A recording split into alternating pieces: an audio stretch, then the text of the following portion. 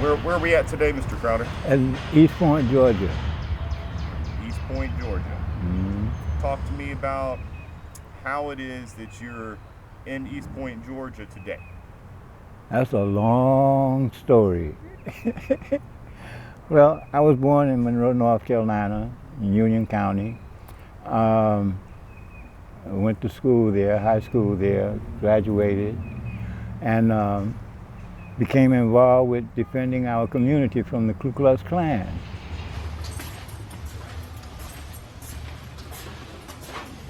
There was a young doctor in Monroe, Dr. Perry, who was accused of giving abortions to women and white women, and the Ku Klux Klan was going to get rid of him. And Robert Williams, who was the head of the NAACP, said, "No, we're going to, protect him." And he was able, as an ex-military person or whatever, was able to get weapons and ammunition from the National Rifle Association. They supplied us with large caliber weapons from the wars and ammunition, and we defended Dr. Perry. They were so sure that they could just do what they wanted to, but they came and was met with gunfire. And they jumped out of their cars and left their cars running, and one of the favorite one was the police chief, who became a senator, Jesse Helms. Jesse Helms, yeah. I'll never forget that guy coming down the street with a Tommy gun, marching down the street in the daytime. At night they jump out and run because we were firing back at them. Yeah. Yeah, then the Freedom Riders started, and they came to Monroe, the sit-ins and stuff. I led the march as the leader of the Youth Action Committee. I led the march all up to the Skyview, and then I went down the railroad tracks and went back to Rob's house, and they continued on to the courthouse. Later we hear that there's fighting, they're beating the people and arresting people, and a crowd gathered at Rob's house, concerned about their children and their friends being arrested and beaten, and there was a large crowd at Rob's house. As it was getting dark, this white couple came down Winchester Ave and turned onto Broad Street. And the crowd saw them and stopped them, took them out of the car, and brought them to Rob's house. And Rob was trying to convince the people to let them go, but they said, "No, they got our kids, they're beating up our children and stuff." They were really upset. So Rob let the people come inside and sit inside until things cooled down. But as they were waiting, Rob started getting calls from the police, and then the FBI called talking about, "You won't live to see sunrise," So it was decided that maybe Rob should leave. So him and his family called me out in the back of his house and said, "Well, we gonna leave." And in Monroe, we got back alleys. So Rob went down the back alley all the way down to the highway and with Julian Mayfield, and got a ride and was gone. And then the police, they came the next day looking for Rob and everything, and he was gone. And I don't remember how they got me. But anyway, they had me down there, and they were investigating and questioning me and stuff. And they put me in jail. First I was with the general population, then they locked us up. They separated me and put me down in solitary and never turned the lights out, 75 days. And I went to court. They tried me, so whatever. Anyway, they sentenced me to 30 years. And William Counselor and was my lawyer. They were able to get me released. And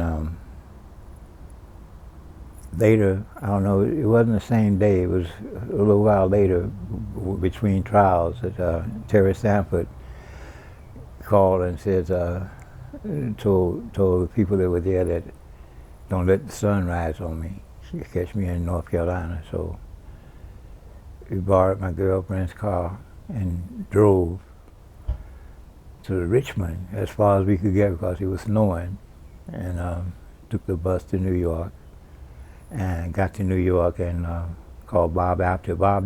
Apter and Eddie Lemansky, we did voter registration in South Carolina. I didn't talk about that. Yeah, the three of us, and Harold Reef. Harold Reef and I was doing gun duty. Backing up the voter registration, guys that were doing the voter registration. As we got to Pageland, South Carolina, the police stopped us and took our weapons and said, go. Okay. Took our weapons and said, well, go.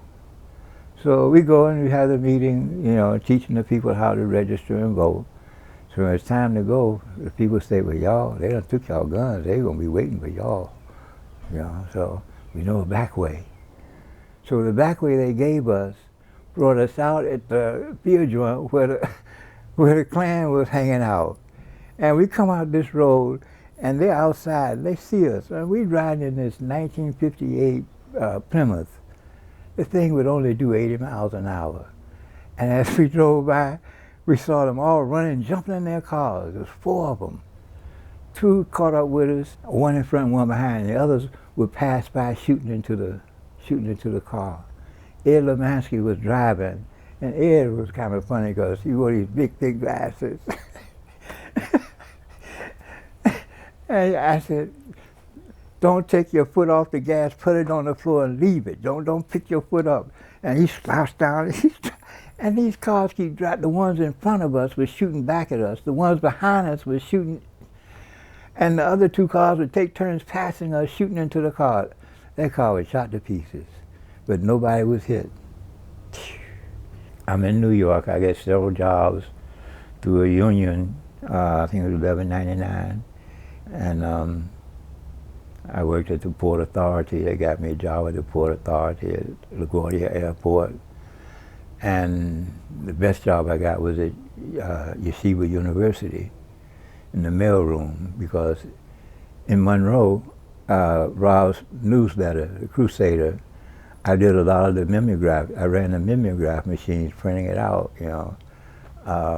So I got a job at the mailroom, mimeograph, addressograph machines, and that section. One Sunday afternoon, we were getting ready to go out to Coney Island, and my girlfriend, she lived in Harlem. She was going to take the D train down to Parkside.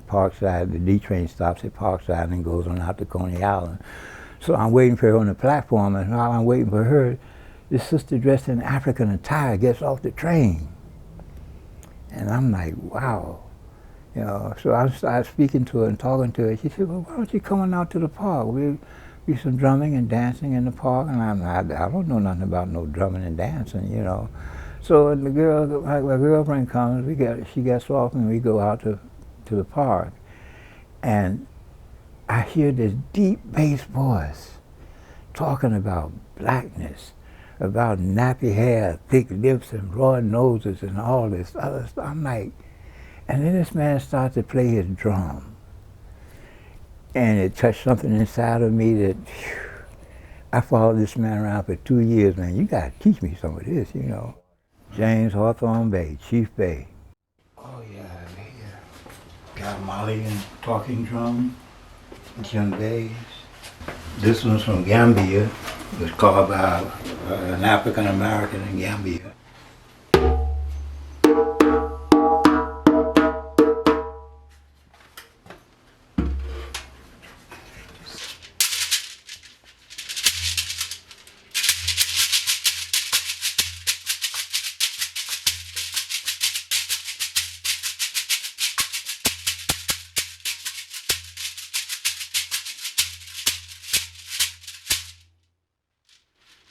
Shikare.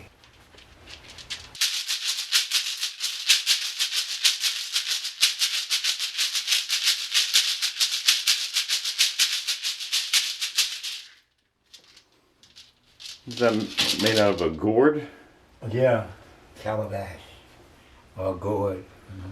Mm-hmm. Samba.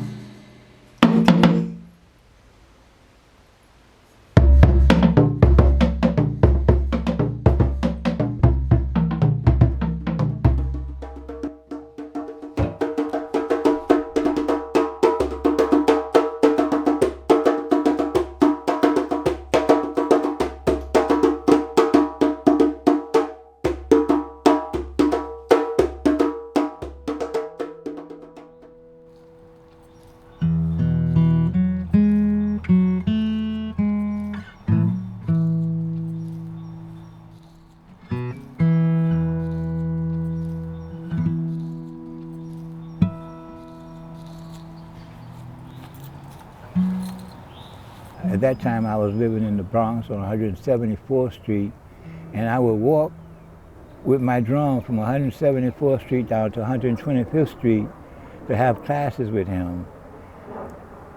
And the amazing thing, he only charged me like $7 for a class, but the class started at 6 o'clock, and sometimes we wouldn't get out of there until 2 o'clock, 1 o'clock in the morning. And all that man wanted us to do was to play 1, 1, 1, 1, 1, 1, and everything sounded the same on both hands. If we make one mistake, it was bung, bung, bing, stop, start over. But after after a few weeks or a few months of that, he said, okay, Yusef, ain't nothing else I can teach you. Your left hand sounds like your right hand sounds like your left. Any rhythm you hear, you should be able to play. So, I didn't want to be like the persons that had been before me. You know, now he done taught me, you know, say, oh, he ain't no good, you know. So I packed up my wife, who was a student at Harvard Law at the time, and she had left to stay with me in New York for a while, so we packed up everything and went back to Boston. Went to Boston, went out to the Cambridge Commons with my drum, sat down. It was in the wintertime. Sat down with my drum and started playing in the Commons.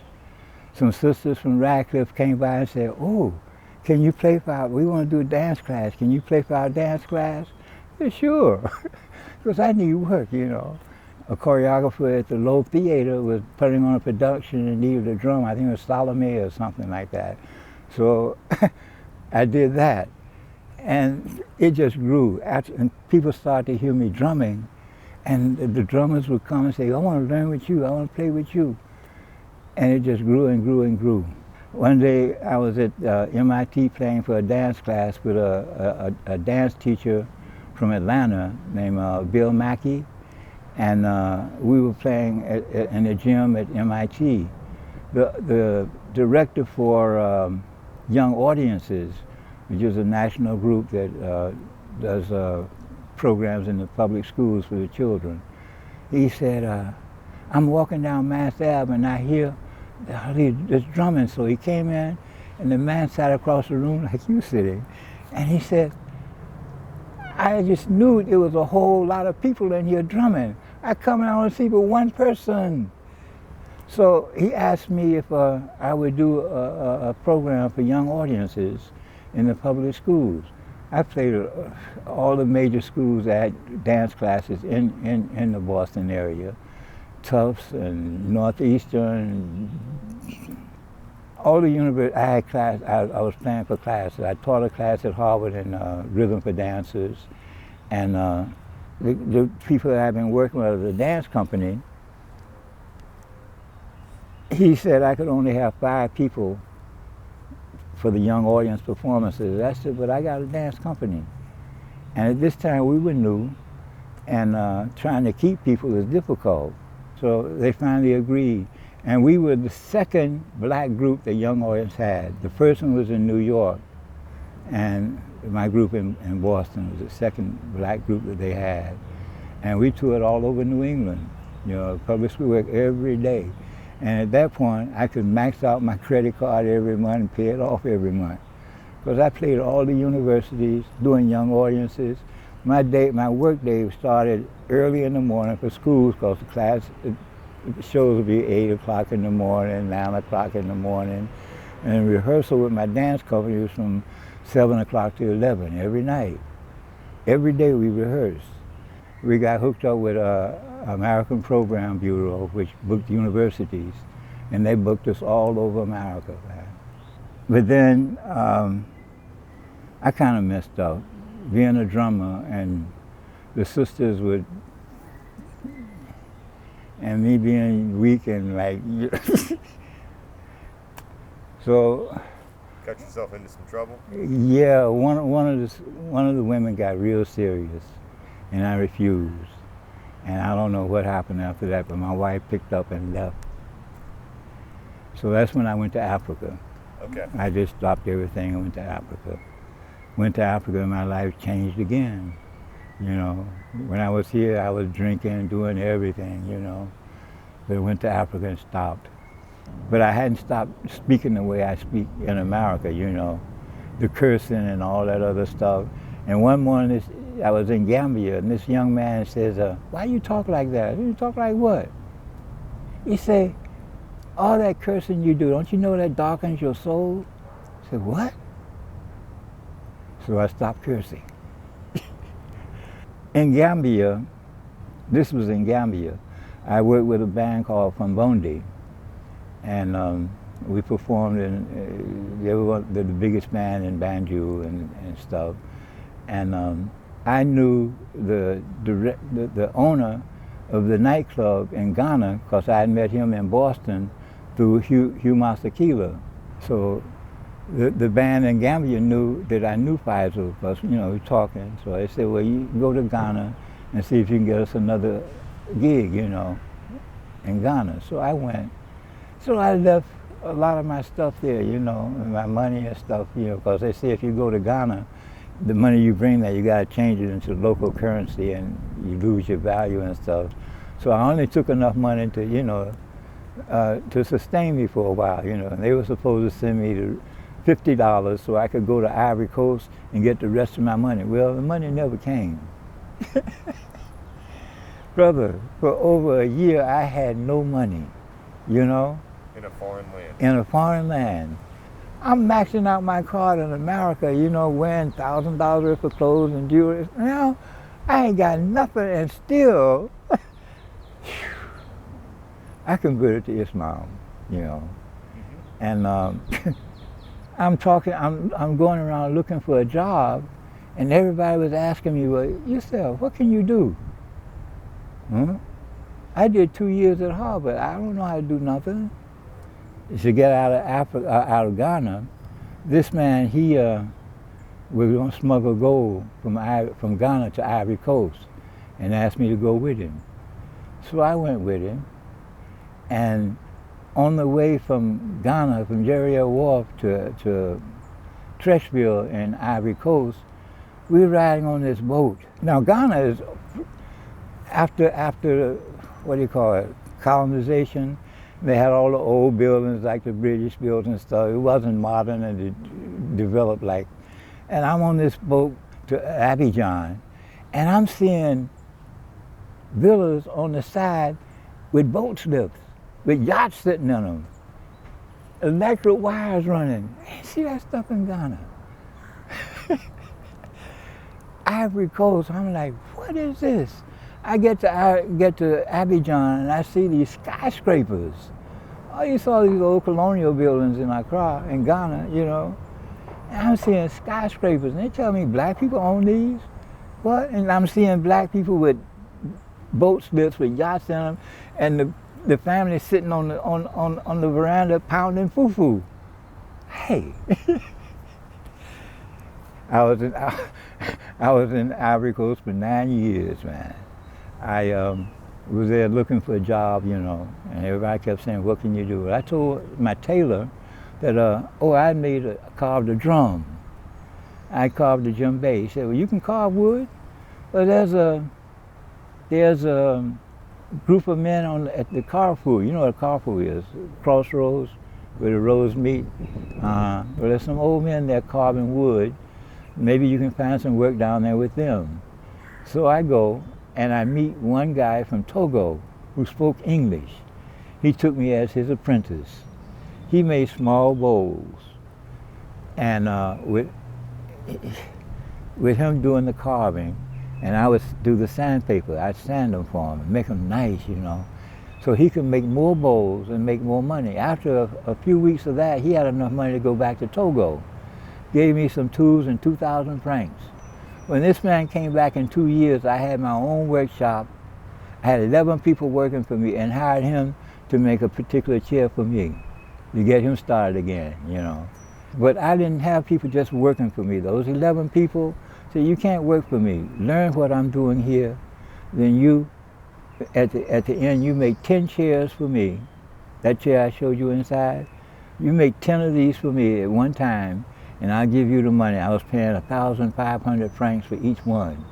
So they were making 6,000 francs a week, making 4 chairs for me. On Sunday, I'd sell them all, you know, because in Grand Bassam is where the beach is.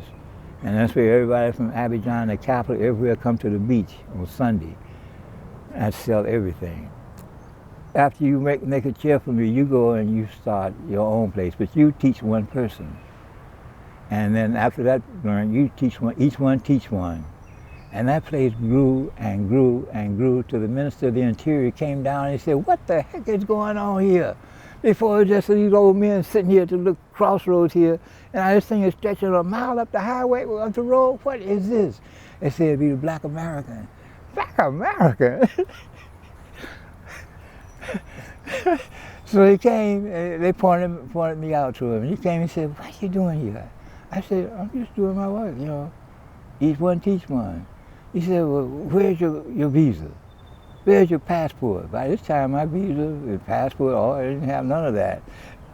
So he said, hey, come to Abidjan, come to my office. Gave me a new visa. Said, now you get your passport.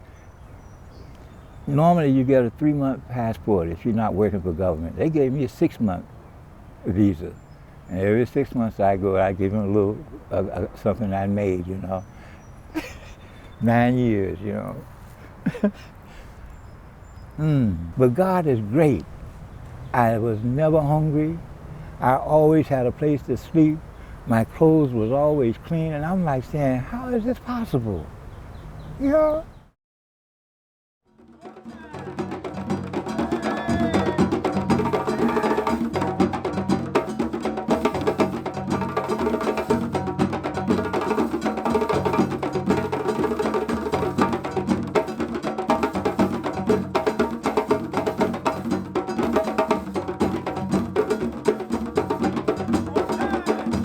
I started with this brother here, Yusef Crowder. He's one of my first drum teachers. And actually, we were the only 2 drummers at that time.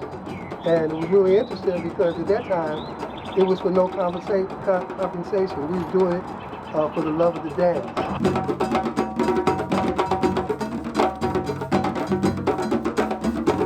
Back in the early 80s, there was a group called the Uhuru Dancers. And they really started the first community dance class where new dancers can come and learn new steps, and drummers can come get free training and camaraderie.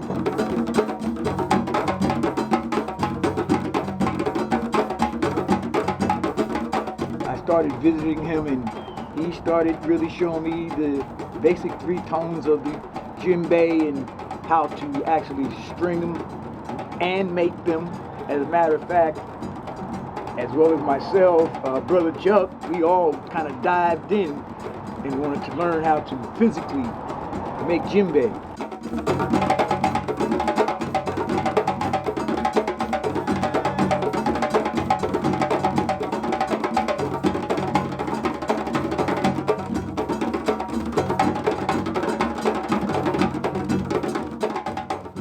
He's been instrumental in the arts. I know probably more as a wood carver, making of chairs, and I knew for a fact that he was also a drum maker.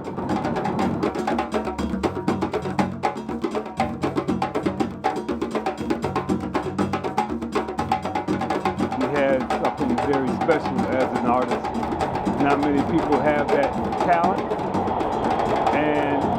there's probably a lot of people sitting in his chairs today.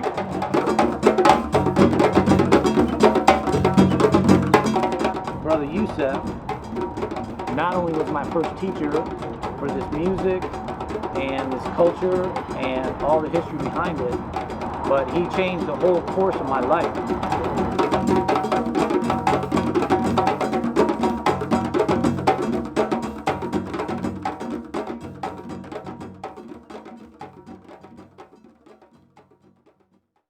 Yeah, brother Yusef. This is for you, bro.